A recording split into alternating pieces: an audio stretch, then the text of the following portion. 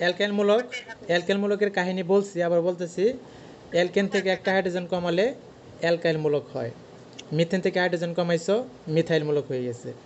এইভাবে ইথেন থেকে একটা হাইড্রোজেন কমালে ইথাইল হবে। কিন্তু মাথায় রাখতে হবে কোনটা, আমি কোন কার্বন থেকে হাইড্রোজেন কমাচ্ছি। তুমি মন খুশি তোমার যেখানে মন চায় সেখান থেকে হাইড্রোজেন কমাইতে পারবা, কিন্তু যেখান থেকে হাইড্রোজেন কমাইতে হবে সেইখানে একটা করে হাত দিয়ে দিতে হবে। যেমন এখানে 3 নম্বর কার্বন থেকে হাইড্রোজেন কমাইছি, এদিকে একটা হাত দিলাম। এখানে 2 নম্বর কার্বন থেকে হাইড্রোজেন কমাইছি, তাই এখানে একটা হাত দিলাম। এখানে প্রথম কার্বন থেকে কমাইছি, তাই প্রথমে একটা হাত দিলাম। এই যে এখানে যে জিনিসগুলো দেখাইছি, তাহলে এটা হচ্ছে অ্যালকাইল মূলক। অ্যালকাইল মূলক কী করে? ইলেকট্রন দান করে। ইলেকট্রন কী করে? সবসময় দান করবে, এটা মাথায় রাখবা। এরা সবসময় দাঁতি হিসেবে কাজ করে। আকার বাড়লে ইলেকট্রন দানের প্রবণতাও বাড়বে। অ্যালকাইল মূলকের আকার যত বাড়বে ইলেকট্রন দানের প্রবণতাও বাড়বে। এখানে 3টা যৌগ দেওয়া আছে, একটা মিথাইল, একটা ইথাইল, একটা প্রোপাইল।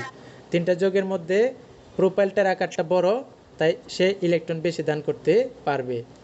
তারপরে আসো অ্যালকিনাইল মূলক। অ্যালকিনাইল মূলক কারা?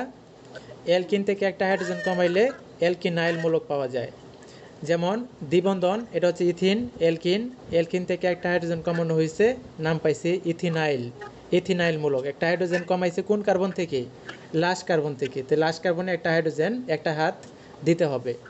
এখানে প্রোপিন দেখো, এই যে আগের মতো কথাই, প্রোপিন থেকে একটা হাইড্রোজেন আমাদের কমাইতে হবে। এখন প্রোপিনের কোন কার্বন থেকে হাইড্রোজেন কমাবো? মন খুশি, লাস্টেটা থেকে কমাইলে লাস্টে হাত দিব, মাঝখান থেকে কমাইলে মাঝখানে হাত দিব, ফার্স্ট থেকে কমাইলে ফার্স্টে একটা হাত দিব। ঠিক আছে?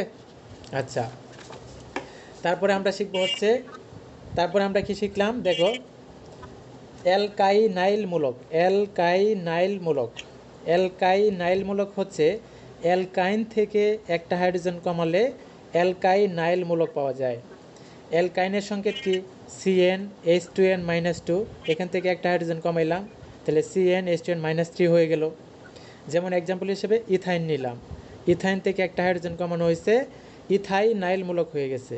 হাইড্রোজেন কমাইছে কোন কার্বন থেকে? লাস্ট কার্বন থেকে, এই জন্য লাস্ট কার্বনে একটা হাত দিয়ে দিলাম। তারপর আমরা শিখলাম হচ্ছে ডিগ্রি, 2 নম্বর বেসিক। ডিগ্রি, ডিগ্রি কোনটা? এই কথা বলবো না। ডিগ্রি হচ্ছে কার্যকরী মূলক যে কার্বনে যুক্ত আছে সেই কার্বনকে কেন্দ্র করে ডিগ্রি হিসাব করতে হবে। কার্যকরী মূলক যে কার্বনে যুক্ত আছে সেই কার্বনকে কেন্দ্র করে ডিগ্রি হিসাব করতে হবে। এখানে 3টা যৌগ লেখা আছে, একটা হচ্ছে ROH, RCHO, alcohol, aldehyde, amine. আর লাস্টেরটা দেখো, লাস্টেরটা হচ্ছে একটা অ্যালকেন। আমি যদি বলি এটার মধ্যে ডিগ্রি সম্ভব কিনা, আনসার হচ্ছে হ্যাঁ, 1 ডিগ্রি, 2 ডিগ্রি, 3 ডিগ্রি সম্ভব। এখানে সম্ভব কিনা, এটা তো সম্ভব, এটা তো সম্ভব, কিন্তু লাস্টেরটার কোনো ডিগ্রি হবে না। কারণ লাস্টেরটা দেখো 2টা আর থাকা সত্ত্বেও ডিগ্রি হচ্ছে না, কারণ এটা কিন্তু অ্যালকেন হয়ে গেছে, অ্যালকেন হয়ে গেছে। আর অ্যালকেনের কোনো ডিগ্রি হয় না। অ্যামিন, অ্যামিনের ডিগ্রিগুলো হয় একটু আলাদা, মাথায় রাখবা। অ্যামিনের ডিগ্রিগুলো কিন্তু এই যে কার্বনকে কেন্দ্র করে হয় না। আমি যে উপরে কথাটা লিখে দিলাম, কার্যকরীমূলক যে কার্বনে যুক্ত, মানে এখানে কার্বনকে কেন্দ্র করে হয় না। অ্যামিনের ডিগ্রিগুলো হয় নাইট্রোজেনকে কেন্দ্র করে। তো নাইট্রোজেন এর সাথে যদি 2টা আর থাকে 2 ডিগ্রি, অথবা 2টা হাত খালি থাকলে 2 ডিগ্রি। আরও থাকতেও পারে, নাও থাকতে পারে, হাত খালি থাকলেও হবে। এখানে নাইট্রোজেনের সাথে 3টা আর আছে, তাই 3 ডিগ্রি অ্যামিন। এখানে নাইট্রোজেনের সাথে একটা আর ছিল, তাই 1 ডিগ্রি অ্যামিন। ঠিক আছে? এটা হচ্ছে অ্যামিনের ডিগ্রিটা। এবার আসো কার্যকরী মূলকের ডিগ্রি, যে OH কার্যকরী মূলক, CHO কার্যকরী মূলক, এদের ডিগ্রিগুলো কীভাবে হিসাব করব। তাহলে এদের ডিগ্রিগুলো হিসাব করার সময় উপরে 2টা কথা, কার্যকরীমূলক যে কার্বনে যুক্ত সেই কার্বনে আর কয়টা আছে এটা দেখবা, অথবা কার্যকরীমূলক যে কার্বনে যুক্ত আছে সেই কার্বনে কয়টা হাত খালি আছে। যে কয়টা হাত খালি থাকবে তারা ডিগ্রি হিসেবে ব্যবহৃত হবে। যেমন এখানে আমি লিখে রাখছি দেখো OH মূলক, OH মূলকটা এই কার্বনে যুক্ত আছে, তাহলে এই কার্বনে একটা আর আছে না, এই জন্য এর নাম হচ্ছে 1 ডিগ্রি। এখানে দেখো OH মূলকটা এই কার্বনে আছে, সেই কার্বনে একটা আর আছে, এই জন্য 1 ডিগ্রি। এখানে দেখো OH মূলকটা যে কার্বনে যুক্ত আছে তার 2টা হাত খালি আছে, খালি থাকলেও হবে অথবা আর থাকলেও হবে। তো খালি থাকলে হবে 2 ডিগ্রি অ্যালকোহল। এখানে OH মূলকটা আছে, এই OH মূলকটা এই কার্বনের সাথে যুক্ত, তার 2 পাশে 2টা আর আছে, এই জন্য এটা 2 ডিগ্রি। এইখানে এটা OH মূলকটা এখানে এই কার্বনের সাথে যুক্ত, 2 পাশে 2টা আর আছে, নিচেরটার মধ্যে কিন্তু হাত খালি। তো হাত খালি থাকলেও কিন্তু ধরতে হবে, তাহলে একটা দুইটা তিনটা, এই জন্য এটাকে বলা হয় 3 ডিগ্রি অ্যালকোহল। এখানে যে যৌগটা লিখছি ওএইচ, এই ওএইচ মূলকটা এই কার্বনের সাথে যুক্ত। এই কার্বনে কিন্তু পুরাটা মিলায় কিন্তু একটা আর, পুরাটা মিলায় একটা আর, তাহলে একটা আর আছে যেহেতু এটা 1 ডিগ্রি। এখানে এই কার্বনের সাথে পুরাটা মিলায় কিন্তু একটা আর হয়ে যাবে। এই কার্বনে দেখতে হবে, এই কার্বনের উপরে নিচে সাইডে, তো উপরে নিচে তো নাই, সাইডে পুরাটা মিলে একটা আর হয়ে যাবে, এটা হয়ে যাবে 3 ডিগ্রি অ্যালকোহল। ওকে, তারপরে আসো সম্পৃক্ত এবং অসম্পৃক্ত যৌগ আমরা কীভাবে চিনব। আমরা 19-এ যেটা শিখে আসছিলাম, দ্বিবন্ধন বা ত্রিবন্ধন থাকলেই হয় অসম্পৃক্ত, এই কথাটা পুরাটাই ভুল। দ্বিবন্ধন বা ত্রিবন্ধন থাকলে অসম্পৃক্ত হবে যদি দ্বিবন্ধন বা ত্রিবন্ধনের দুই পাশে দুইটা কার্বন থাকে, কার্বন ছাড়া সম্পৃক্ত অসম্পৃক্ত হবে না। তাইলে এই যে দ্বিবন্ধন আছে ত্রিবন্ধন আছে, তার দুই পাশে দুইটা কার্বন আছে, তো একটার নাম অ্যালকিন একটার নাম অ্যালকাইন, এরা হচ্ছে অসম্পৃক্ত। অসম্পৃক্ত চিনব কেমনে? কার্বন কার্বনের সাথে দ্বিবন্ধন থাকবে অথবা কার্বন কার্বনের সাথে ত্রিবন্ধন থাকবে। তারপরে এখানে দেখো দুটো যৌগ লিখে রাখছে, এখানেও দ্বিবন্ধন আছে ত্রিবন্ধন আছে, কিন্তু তারা আর অসম্পৃক্ত না। কেন না? কার্বন কার্বন নাই, কার্বন কার্বন নাই, তাহলে দ্বিবন্ধন বা ত্রিবন্ধন থাকলেও কোনো লাভ নাই, তাহলে এটা হবে সম্পৃক্ত। ঠিক আছে, আচ্ছা এটা আমরা চিনলাম। তারপরে কার্বনিল গ্রুপ, এটা খুব গুরুত্বপূর্ণ। কার্বনিল গ্রুপ, এই কার্বনিল গ্রুপটা হচ্ছে সিও গ্রুপটাকে কার্বনিল গ্রুপ বলা হয়। এই কার্বনিল গ্রুপ হচ্ছে দুই প্রকার, একটা হচ্ছে কিটোন আর একটা হচ্ছে অ্যালডিহাইড, একটা হচ্ছে কিটোন আর একটা হচ্ছে অ্যালডিহাইড। এখন এখানে একটা যৌগ লিখে রাখছে, দেখো এই যে সিও মূলক, সিও মূলকের দুই হাতে এইচ থাকতে পারে আর থাকতে পারে, এই হাতেও এইচ থাকতে পারে আর থাকতে পারে। আমি তিনটাই ভেঙে দেখা দিছি। মনে করো কিটোন মানে সিও মূলকটার দুই পাশে দুইটা এইচ আছে, কোনো আর নাই, তাহলে দুইটাই যদি এইচ হয় তখন এটাকে সুন্দর করে লিখতে পারি না, HCHO, এই যে উপরে লেখা আছে HCHO, তাহলে এটা আসলে অ্যালডিহাইড হিসেবে আচরণ করতেছে, অ্যালডিহাইড হিসেবে আচরণ করতেছে। আর যেহেতু এটা এক কার্বন, এক কার্বনের নাম হয় মিথানেল, আর মিথানেলকে আদর করে আমরা ফরমালিন বলি বা ফর্মালডিহাইড বলি। এবার চিন্তা করো, সিও মূলকটার দুই পাশে একটার মধ্যে এইচ আছে আর একটার মধ্যে আর আছে, তখনও তার নাম কি? অ্যালডিহাইড। যদি সিও মূলকের দুই হাতে দুইটা আর থাকে তখন কিন্তু আর অ্যালডিহাইড বলতে পারবো না, তখন তার নাম হয়ে যাবে কিটোন। তাহলে কার্বনিল মূলক হচ্ছে দুই প্রকার, একটা অ্যালডিহাইড আর একটা হচ্ছে কিটোন। ওকে, তারপরে আমরা এখানে 4টা যৌগ লিখছি, দেখো 4টা যৌগ, 4টা যৌগের মধ্যে কিন্তু কার্বনিল মূলক আছে, কার্বনিল মূলক। প্রশ্ন হচ্ছে কার্বনিল মূলক থাকা সত্ত্বেও অ্যালডিহাইড আর কিটোন বলতে পারতেছি না। কেন বলতে পারতেছি না? কারণ অ্যালডিহাইড আর কিটোন বলতে গেলে অবশ্যই দুই হাতে আর থাকতে হবে, না হয় যে কোনো একটার মধ্যে এইচ থাকতে হবে, কিন্তু এখানে আর আছে এইচ নাই, আর আছে এইচ নাই, আর আছে এইচ নাই, আর আছে এইচ নাই, ঝামেলা। তাহলে এই যে যৌগটা, এই যৌগটার নাম হয়ে যাবে অ্যাসিড হ্যালাইড। নাম কি হবে? Acid halide. এটার নাম তুমি জানো এস্টার, এটার নাম হয়ে যাবে অ্যাসিড অ্যামাইড, NH2, NH2 মানে হচ্ছে অ্যামাইড। এটার নাম হয়ে যাবে অ্যাসিড অ্যানহাইড্রাইড, অ্যাসিড অ্যানহাইড্রাইড, দুইটা আছে। আচ্ছা, তারপর আমরা শিখলাম হচ্ছে সমযোজী বন্ধন বিভাজন। সমযোজী বন্ধন বিভাজন পড়তে গেলে তড়িৎ ঋণাত্মকতাগুলো লাগে। যেমন কি আছে বলো তো? ফ্লোরিন আছে, অক্সিজেন, নাইট্রোজেন, মানে সবচেয়ে বেশি ফ্লোরিন, এভাবে ক্রমানুযায়ী লেখা হয়েছে। এই সমযোজী বন্ধন বিভাজন দুই প্রকার, একটা হচ্ছে সুষম আর একটা হচ্ছে বিষম। সুষম মানে হচ্ছে দুইটাই কার্বন থাকবে অথবা দুইটাই এইচ থাকবে, দুইটাই সিএল থাকবে, মানে দুইটাই একই জাতীয় থাকবে, এই পাশে আবল থাকলে ওই পাশে আবল থাকবে। ঠিক আছে, মানে দুইজনেই সেম থাকতে হবে। তাহলে দুইজনে যদি সেম থাকে তাদের মাঝখানে একটা বন্ধন হয়েছে বিশুদ্ধ সমযোজী বন্ধন, তোমরা পড়ে আসছো। এই বন্ধনের দুইটি ইলেকট্রন, একটা এই কার্বন নিয়ে আসবে আর একটা ওই কার্বন নিয়ে যাবে, মানে যার যে নিয়ে চলে যাবে, সমানভাবে বণ্টিত হবে। তাহলে দুইজনে যদি দুইটা নিয়ে চলে যায় তাহলে এই ইলেকট্রনটা এখানে লেখা যাবে না, মাথার উপরে লিখতে হয়, এটা নিয়ম, মাথার উপরে লিখতে হবে। তো মাথার উপরে যদি লেখা হয় তখন এই পুরা জিনিসটাকে বলা হয় ফ্রি রেডিকেল। কি বলা হয়? Free radical. তারপরে আসো বিষম বিভাজন। বিষম বিভাজন মানে কি? বিষম বিভাজন মানে হচ্ছে, দেখো, আচ্ছা এখানে দেখাই দিয়েছিলাম ফ্রি রেডিকেল কেমনে তৈরি হয়। আচ্ছা, তারপরে বিষম বিভাজন কোনটা?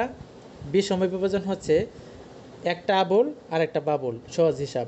মানে একটা কার্বনের সাথে আর একটা ক্লোরিন থাকবে, কার্বনের সাথে একটা হাইড্রোজেন থাকবে, কার্বনের সাথে কিছু একটা থাকবে, যাই থাকুক না কেন কার্বন থাকতেই হবে। কার্বন থাকবে একটা আর বাকিটা হবে অন্য কোনো একটা মৌল। এবং কেমন মৌল? কার্বনের থেকে বেশি তড়িৎ ঋণাত্মক মৌল হইতে পারে, কার্বনের থেকে কম তড়িৎ ঋণাত্মক মৌল হইতে পারে। আর কার্বনের সমান হয়ে গেলে তো ফ্রি রেডিকেলই হয়ে যাবে। আচ্ছা, এখন কার্বনের থেকে যদি বেশি তড়িৎ ঋণাত্মক মৌল হয় তাহলে বলো তো এই ইলেকট্রন তুলে নিবে না? তো তুলে নিলে ক্লোরিনটা হবে মাইনাস আর এই কার্বনটা হবে প্লাস, তাই তো? আর কার্বন যদি কোনো কম তড়িৎ ঋণাত্মক মৌলের সাথে যুক্ত হয় তখন এটা হয়ে যাবে প্লাস আর কার্বনটা হয়ে যাবে মাইনাস। তাহলে আমরা এখানে দুই ধরনের চার্জ দেখতে পারতেছি, একটা হচ্ছে কার্বনের পজিটিভ চার্জ আর একটা হচ্ছে কার্বনের নেগেটিভ চার্জ। দুইটাই তৈরি হইতে পারে, এটা জাস্ট মৌল ভেদে তৈরি হবে। তো কার্বনের পজিটিভ চার্জকে বলা হয় কার্বোক্যাটায়ন আর কার্বনের নেগেটিভ চার্জকে বলা হয় কার্বানায়ন। তাহলে বিষময় বিভাজন হচ্ছে দুই প্রকার, একটা হচ্ছে কার্বোক্যাটায়ন আর একটা হচ্ছে কার্বানায়ন। ওকে, তারপরে আসো কার্বোক্যাটায়ন। এই কার্বোক্যাটায়ন হচ্ছে কার্বনের পজিটিভ চার্জ, পজিটিভ চার্জকে আমরা কার্বোক্যাটায়ন বলি। এখানে তিনটা কার্বোক্যাটায়ন না, চারটা কার্বোক্যাটায়ন রেখা আছে। তার মধ্যে ভালো করে লক্ষ্য করো, এই যে সি প্লাসটা আছে, এই কার্বোক্যাটায়নটা আছে, এই সি প্লাসের সাথে কয়টা আর আছে? তিনটা আর আছে তিন দিক দিয়ে। তো তিনটা আর যদি থাকে এটাকে বলা হয় 3 ডিগ্রি কার্বোক্যাটায়ন। সি প্লাসের সাথে যদি দুইটা আর থাকে তখন এটাকে বলা হয় 2 ডিগ্রি কার্বোক্যাটায়ন। সি প্লাসের সাথে যদি একটা আর থাকে 1 ডিগ্রি কার্বোক্যাটায়ন। কিন্তু এখানে সি প্লাস আছে, তার আশেপাশে কোনো আর নাই, তাহলে এটা কোনো ডিগ্রি হবে না, 0 ডিগ্রি, কোনো ডিগ্রি নাই। এবার শোনো, এখানে চারটা জিনিস লেখা আছে, যার এটার মধ্যে একটা প্লাস, এখানেও প্লাস আছে, এখানেও প্লাস আছে। এখন এই যে যৌগটা দেখো, এই যে সি প্লাস, তার এই পাশে কয়টা আর আছে? একটা আর আছে। আর আমরা কিছুক্ষণ আগে শিখে আসছি অ্যালকাইল মূলকগুলো হচ্ছে ইলেকট্রন দাতা, ইলেকট্রন দান করে। তাহলে এখানে একটা আর ইলেকট্রন দান করলো, এখানে দুইটা আর ইলেকট্রন দান করবে, এখানে তিনটা আর আছে, তিনটা আর ইলেকট্রন দান করবে। কাকে দান করবে? সি প্লাসকে। তাহলে ইলেকট্রন যদি দান করে দেয় তাহলে এইখানে কিন্তু আস্তে আস্তে দেখো, এখানে যদি প্লাস থাকে 50টা, তাহলে 3 5 থেকে মনে করো 3টে ইলেকট্রন দিচ্ছে, তাহলে 47টা। এখানে প্লাস আছে 50টা, তাহলে 2 5 থেকে 2টা দিচ্ছে, তাহলে 48টা। এখানে প্লাস আছে 50টা, 1 5 থেকে একটা দিচ্ছে, তাহলে হবে 49টা। এখানে কোনো 5 থেকে দিচ্ছে না, তাহলে এখানে 50টাই থেকে যাবে। তাহলে এটার মধ্যে 50টি ইলেকট্রন আছে, এটার মধ্যে আছে কয়টা? 49টা, এটার মধ্যে 48টা, এটার মধ্যে 47টা। তাহলে ইলেকট্রন সবচেয়ে বেশি এটার মধ্যে না? এটার মধ্যে সবচেয়ে বেশি ইলেকট্রন। এখন এটার মধ্যে যদি সবচেয়ে বেশি ইলেকট্রন হয় তাহলে এইটা সবচেয়ে বেশি বিক্রিয়া করবে, সবচেয়ে বেশি বিক্রিয়া করবে। ইলেকট্রন যত বেশি হবে বিক্রিয়া তত বেশি হবে। তো সবচেয়ে বেশি যদি বিক্রিয়া করে তখন এটাকে আমরা বলবো হচ্ছে সবচেয়ে বেশি সক্রিয়, মানে সবচেয়ে বেশি মাতাব্বরি করে, অনেক বেশি সক্রিয় কাজ করে। তাহলে এটা হচ্ছে সবচেয়ে বেশি সক্রিয়। তাহলে যদি বলা হয় যে কার্বোক্যাটায়নের সক্রিয়তার ক্রম লিখো, তাহলে সবচেয়ে বেশি সক্রিয় CH3 প্লাস, তারপর 1 ডিগ্রি, 2 ডিগ্রি, 3 ডিগ্রি। এখন যেটা সবচেয়ে বেশি সক্রিয়, যেটা সবচেয়ে বেশি লাফালাফি করে, এটার মরণ খুব তাড়াতাড়ি হয়, এটার মরণ খুবই তাড়াতাড়ি হয়, বেশি লাফালাফি কেউ করবে না। ধরো এটা বেশি লাফালাফি করতেছে, তাহলে তার স্থায়িত্ব মানে বেঁচে থাকার যে সম্ভাবনা, স্থায়িত্ব এটা কমে যাবে। তাহলে এটা যদি সক্রিয়তার ক্রম হয় তাহলে স্থায়িত্বের ক্রম হবে তার উল্টাটা, ঠিক আছে? স্থায়িত্বের ক্রম হবে তার উল্টাটা। তারপরে দেখো এখানে লিখে রাখছি ফ্রি রেডিকেল এবং কার্বোক্যাটায়ন, এই দুটো আসলে সেম জিনিস। কার্বোক্যাটায়নও সক্রিয়তার ক্রম যা হবে স্থায়িত্বের ক্রমেরও তাই হবে। ফ্রি রেডিকেলের কথাবার্তা আমরা পরে বলবো, আমি বলে দিচ্ছি, কারণ ফ্রি রেডিকেল পরে আসছি। কিন্তু ফ্রি রেডিকেল কয় প্রকার? 3 প্রকার, 1 ডিগ্রি, 2 ডিগ্রি, 3 ডিগ্রি। এই জিনিসগুলো এখন দেখাই নাই, সামনে পড়বো এটা। আচ্ছা, এটা হচ্ছে কার্বোক্যাটায়ন। তারপরে শিখতে হচ্ছে আমরা কার্বানায়ন। কার্বানায়নটাও কার্বনের নেগেটিভ চার্জ, কার্বোক্যাটায়নের মতোই, জাস্ট একটা কম তড়িৎ ঋণাত্মক মৌল থাকবে। তখন এই কার্বন এখান থেকে ইলেকট্রন তুলে নিয়ে সে হয়ে যাবে নেগেটিভ চার্জ, আর কম তড়িৎ ঋণাত্মক মৌলটা হয়ে যাবে পজিটিভ চার্জ। তাহলে এখানে 4টা কার্বানায়ন লেখা আছে আগের মতো করেই। এটা 3 ডিগ্রি, এটা 2 ডিগ্রি, এটা 1 ডিগ্রি, এটা কোনো ডিগ্রি না। তাহলে কার্বোক্যাটায়ন যদি ওই ঘটনা ঘটে তাহলে কার্বানায়নে তার উল্টাটা ঘটবে, উল্টাটা ঘটবে। এটা 3 5 থেকে ইলেকট্রন দিচ্ছে, এখানে মনে করো মাইনাস ছিল আগে থেকে 10টা, আরও 3টা দিচ্ছে, তাহলে 13টা মাইনাস বেড়ে যাচ্ছে। এই পাশে ছিল 10টা মাইনাস, 2 5 থেকে দিচ্ছে, আর আরও মাইনাস মানে বাড়তেছে, 2টা বাড়তেছে, এনে সবচেয়ে বেশি বাড়তেছে। তাহলে যত বেশি বাড়বে তত বেশি বিক্রিয়া দিবে, আর স্থায়িত্ব তত বেশি কম হবে, ঠিক আছে? এই হচ্ছে কেমিস্ট্রির আজকের লেকচার। আমি শর্টকাটে বলে দিচ্ছি পুরাটা, তুমি তো মিস করছো, এই জন্য আবার নতুন করে বললাম। বাকি যারা আছো সবাই বুঝতে পারছো? হ্যাঁ, বুঝি নাই, একজন একজন করে বলো। কে বললো এটা? মাসুমা বলো, তোমার কথা বলো, এরপরে বাকিটা শুনতেছি।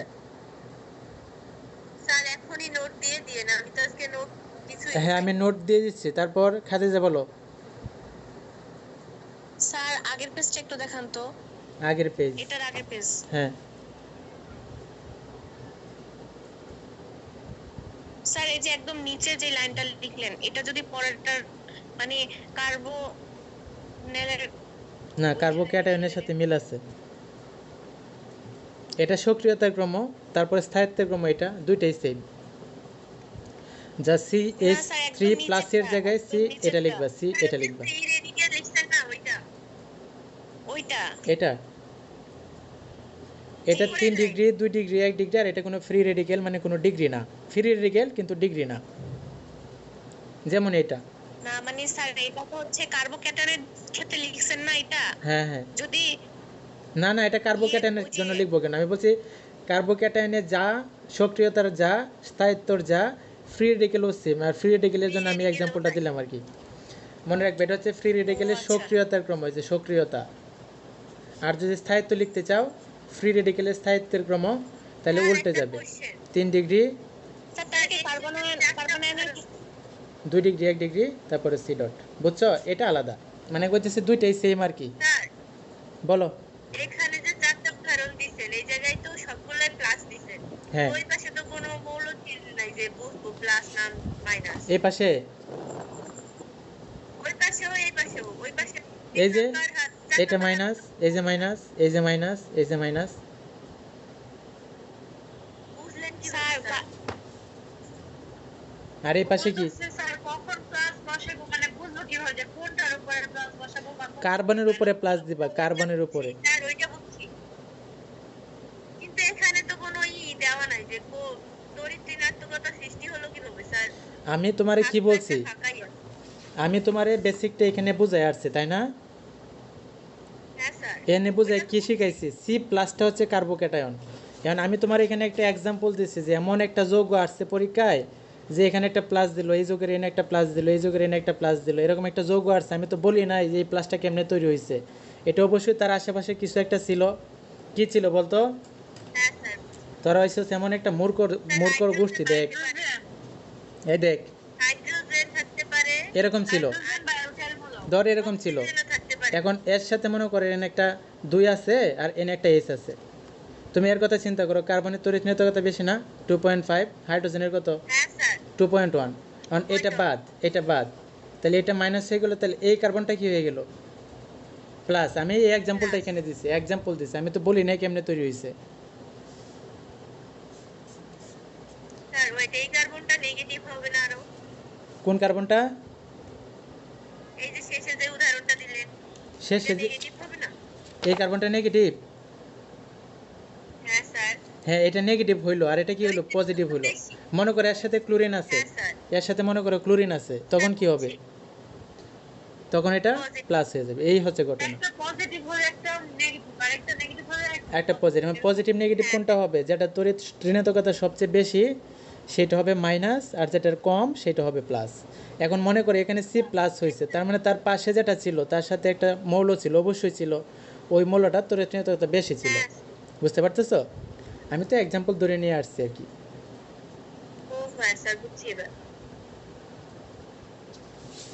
যারা বোঝো নাই আমি এখানে একটু দেখাই দিচ্ছি, দেখো। এই CH3, দাঁড়াও, CH2Cl, বলো তো এই যৌগটার নাম কি?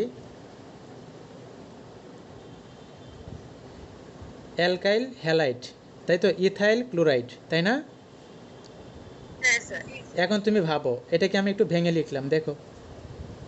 এই ভেঙে এই দুইটা হাইড্রোজেন উপরে দিয়ে দিলাম, আর এখানে সিএল দিলাম। বলো তো এই কার্বনের তড়িৎ ঋণাত্মকতা কত? 2.5। আর ক্লোরিনের কত? 3.0। বলো কার বেশি? কার বেশি?